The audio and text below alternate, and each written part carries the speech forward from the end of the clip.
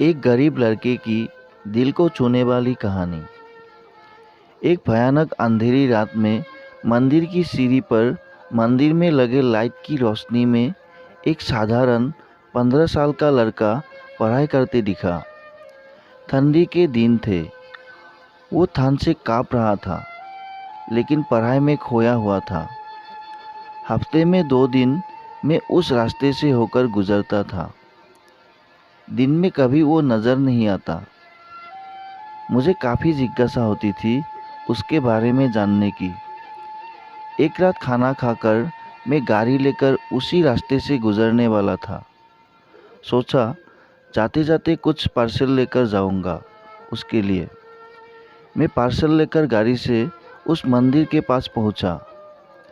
लड़का सीढ़ियों पर बैठकर हमेशा की तरह पढ़ाई कर रहा था।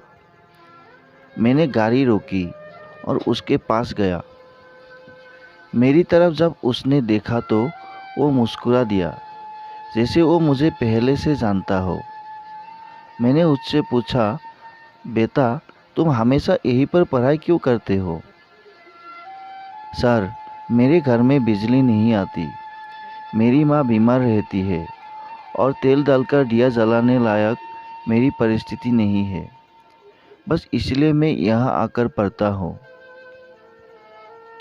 तुम मुझे देखकर मुस्कुराए क्यों? मैंने पूछा। क्योंकि आप भगवान हैं, वो बोला। ऐसा नहीं है, मैंने कहा। नहीं, आप भगवान ही है, वो बोला। चलो वो सब जाने दो। मुझे बताओ, क्या तुमने खाना खा लिया? क्योंकि मैं तुम्हारे लिए खाने का पार्सल लाया हूँ।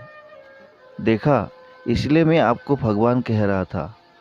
आज मुझे बहुत भूख लगी है। सुबह से मैंने कुछ भी नहीं खाया, लेकिन मुझे इस बात की ज़रा भी चिंता नहीं थी। मैं जानता था वो भगवान जिसने मुझे भूख दी है, वह मुझे भूखा पेट नहीं सुलाएगा। किसी न किसी रूप में आकर मुझे खाना देगा। और आप खाना लेकर आ गए। आप भगवान ही हो ना? मेरे पास कोई शब्द नहीं थे।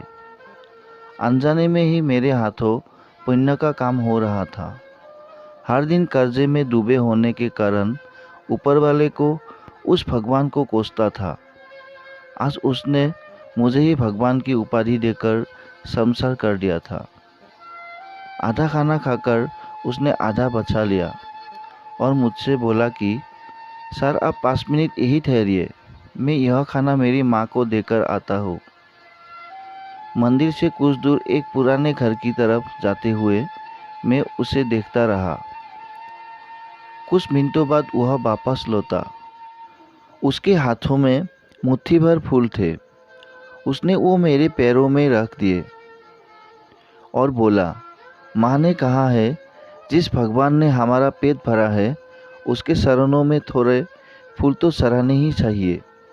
मेरी आंखें बंद हो गई और उसमें अपने आप आंसू निकल आए। आंखें खोल के मैंने उसके पुराने घर की तरफ देखा। उस घर के सामने पड़े पत्थर में भी मुझे प्यारी सी मुस्कान दिखाई दे रही थी। उस लड़की की आंखों में मुझे साक्षात भगवान दिखाई दे रहा था। दोस्तों, कहते हैं कि भगवान सबकी मदद करते हैं, बस वह खुद सामने नहीं आते। किसी न किसी के जरिए हम तक वह मदद पहुंचा देते हैं। बस ज़रूरत है तो उन पर विश्वास करने की। आशा करता हूँ ये छोटी सी कहानी आप लोगों को पसंद आया होगा।